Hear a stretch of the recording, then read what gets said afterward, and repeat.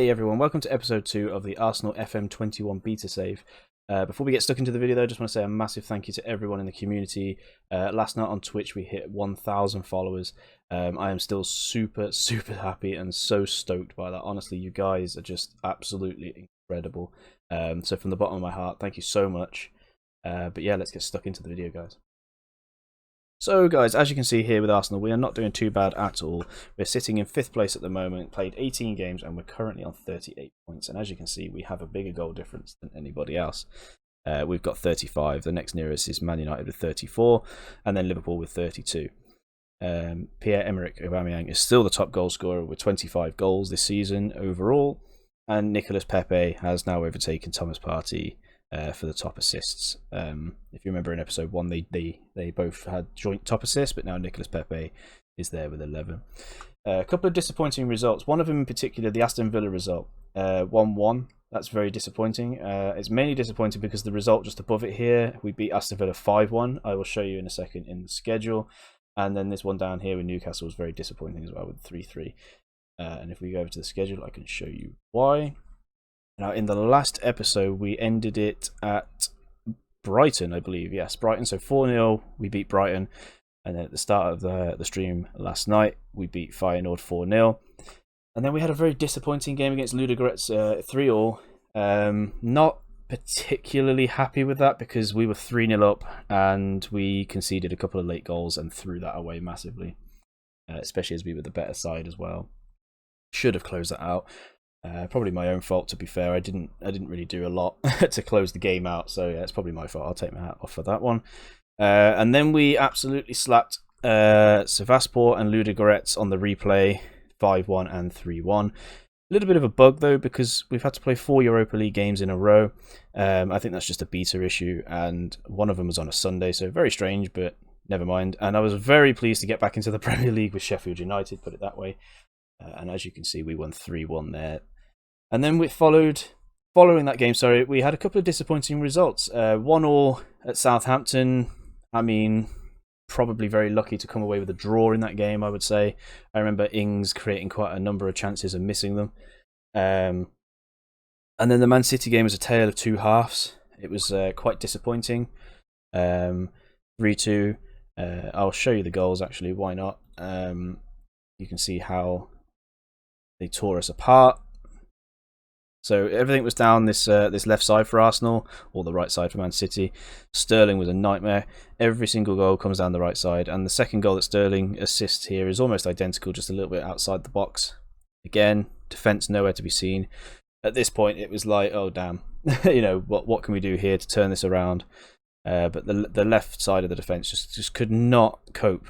Could not cope at all with Sterling and Cancelo. They were just unbelievable. Second half, though, mistake by Jesus.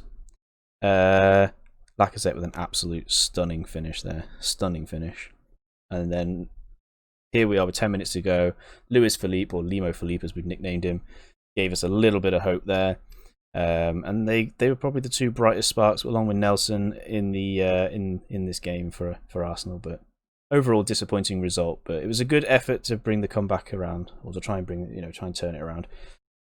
And then we move on from Man City and into the Blackpool game in the Carabao Cup quarter-final. We won that 3-0 to get into the semi-final, and this is where it gets a bit strange. We had Aston Villa back-to-back again, so we had the 4 Europa League games up here and Aston Villa back-to-back down here. And as you can see why it's so disappointing to get a 1-1 draw at home is because we beat them quite convincingly 5-1 away. And then, as you say, a few sort of days later, unfortunately, a 1-1 draw. Moving down into Burnley now, new month into January, transfer window, which we will talk about something in a moment regarding the transfers. Burnley, 2-0, quite convincing, quite easy, probably should have won it by more. And then we move into this Man City game.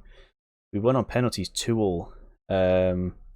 Absolutely brilliant game of football. I feel like we should have won it in normal time, actually. It was a much better performance from us, you know, after the disappointing loss at home in the league. And then straight after that, we played the FA Cup round, third round against Sunderland, beat them 2-0. Again, probably could have been and should have been by a lot more. And then we get a little bit of revenge on Wolves, who beat us earlier on in the season up here, as you can see, 2-1.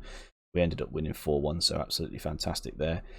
And then this is one of the so this, along with the Aston Villa results, are two of the most disappointing performances for me.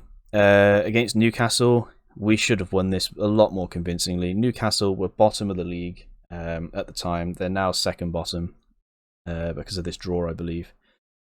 And it was super disappointing. Now, the last game before the stream ended, we beat Chelsea 5-0. This is hugely, hugely significant.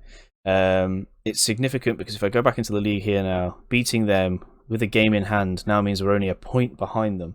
If we win that game in hand, we then like sneak into the top 4 position. And I think our next league game is against Everton at home. So if we win that game at home against Everton, we will get into the Champions League spot. We do have Chelsea next in the FA Cup, so that's probably where they'll get their revenge. But going back to the Man City game where we won in the Carabao Cup, there's a little interesting stat here. So in my last 4 seasons on Football Manager 20, once with Leicester and then 3 seasons with Man United, 4 seasons in a row altogether, we've got to the Carabao Cup final in the last 4 seasons on FM20. We've won the Carabao Cup final on all 4 of those occasions. And in our first season on FM21, we're in the Carabao Cup final again. So, for 5 seasons in a row, basically, or 5 saves in a row, we could end up winning the Carabao Cup 5 times in a row, which is absolutely mad. So there's a bit of a nickname going around, the Carabao Cup King. I think it's going to stick if we bloody win that. But honestly, I don't really care, to be fair. I mean, first season in, won the Charity Shield, win the Carabao Cup. It's not a bad effort, really, I guess. Especially if we get Champions League on top of that as well. Now, going into the transfers, we have something very interesting to show you here. And I'm just going to type his name because it's probably easier. He says, Donnarumma. He is joining Arsenal on a free transfer. So we have managed to get Donnarumma on a free transfer. He will join us in the summer. This does mean, however, that we may have to get rid of Leno. Definitely Runnison for sure. But it may mean that we get rid of Leno and Donnarumma becomes our first choice goalkeeper. I think it's an absolutely fantastic bit of business because no matter what we do, we've got him in for free and we're going to make some money on some goalkeepers here. We haven't made any moves in January just yet. We will obviously finish off the transfer window on the stream live. But we haven't made any moves yet for anyone in the January transfer window. We've still got the same players. Garcia's transferring to PSG. We couldn't get him on a free, unfortunately. We've still got Delph, and our only signing really is Philippe. So yeah, nothing's really changed in terms of incomings. Outgoings, though, we have got Mustafi transferring out. I am not going to renew Ceballos' loan or try and sign him in any shape or form. He will be going back to Real Madrid, and I will probably leave it at that unless he's super, super cheap. So we're trying to get rid of some of the deadwood here. We will probably let David Luiz's contract run out, and we 100% want Ozil out the door as well. So this just frees up so much wages and potential to improve the squad in the summer. But yeah, that's pretty much it for this video, guys. It's just a quick highlight. I will show you the goals in this Chelsea game because there is one player who absolutely stood out, and kudos to him, honestly. Unbelievable. Nicolas Pepe scores 4 goals with a beautiful finish there. He scores 4 goals in this game, so hats off to him. He performed out of his skin. He's done pretty well actually in the last few games. He did a beautiful assist in the Man City game as well in the Carabao Cup. So he's on fire at the moment, which is good to see. Because Willian, since coming back from his injury, hasn't been as good. So it's nice to see Pepe kind of take over and do that commanding role on the right side. And a beautiful ball out there, and another good finish from Pepe. And then I think he was instrumental in the last goal. He didn't assist it, but he was instrumental. So nice ball out wide. Then he flicks it back in. And Aubameyang finishes it off, and it's a nice, comfortable 5-0 for Arsenal. So yeah, Nicolas Pepe doing the business right now. But yeah, that's it for this video, guys. And we now move over to Evolving Mindset. So guys, Evolving Mindset is a free organisation, and as you can see at the top there, they offer free online advice sessions from qualified mental health nurses. They also offer mindfulness, stress, anxiety management, mental health awareness, and are also available should anyone need the support. All their details will be in the description below, as well as what you can see on screen here now. If you are struggling out there, especially with the current climate with COVID, please get in touch with somebody. Please don't suffer in silence. It is okay to not be okay. And Evolving Mindset, I wholeheartedly recommend. They are absolutely amazing. They really are. And I have to give a shout out to Limo57, whose Twitch will be down below in the description again.